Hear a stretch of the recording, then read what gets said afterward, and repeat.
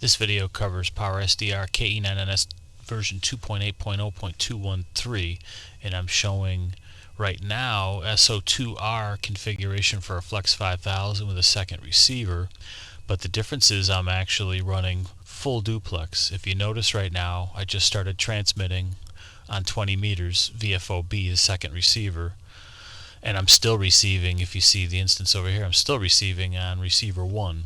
Both receivers stay on when the other is transmitting.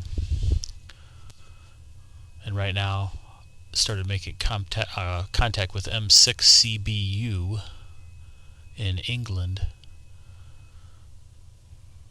I've got a beam pointed, and it's just 100 watts, a yagi pointed toward England. I've got a G5RV on antenna 3, so you're seeing it right here that I'm transmitting on 2. And when it's done, it goes back to what it was before, which is TX1.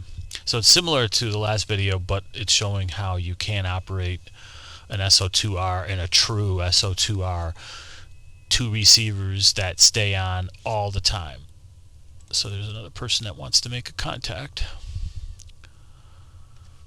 a US2YW. And like I said, it doesn't change what's happening over here. If I transmit on 80, I'll still be able to receive on 20. There's just not as many people on 80 right now, and really nothing's coming up that I need. There we go. So 2 contacts already on 20 with the beam pointed towards Europe.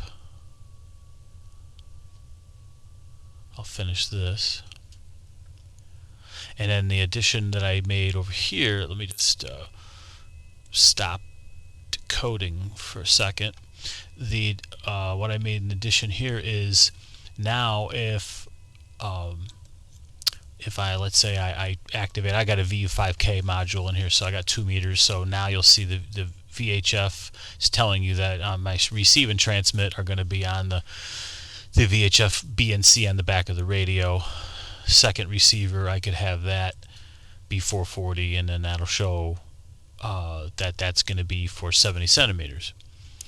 The difference is now, like for the transverter, I've got if you open up the transverter panel here, I just simulated one. I don't have any external transverters, but I added one to the list called a 220, and if I go over there, you'll notice that now RX1, RX2 tells you that in this case, because I'm running split, which what they call over here split RF, so I'm splitting the connectors, which you could do on a Flex-5000 as well, but it's telling you that I'm going to receive on the XVRX port, and I'm going to transmit on the XVT-X COM port.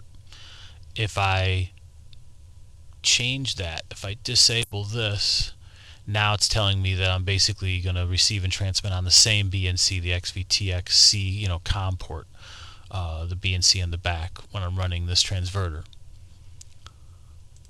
Otherwise, go back to the regular bands, and then go back to 20 where I was before. And that's it. And the difference is this red will show up to tell me which one is transmitting, just like it does up on top here. I can manually flip over to this side, or I can do it down here if I want. But this will turn red to let me know which one is the one that's actually transmitting. And again, it's all because I've got the SO2R activated, that it allows me to do that.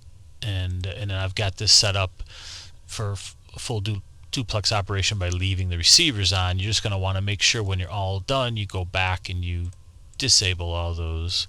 Otherwise, things are going to act really funky, and you could hurt the radio possibly if you leave a receiver on when you don't mean to. And that's it.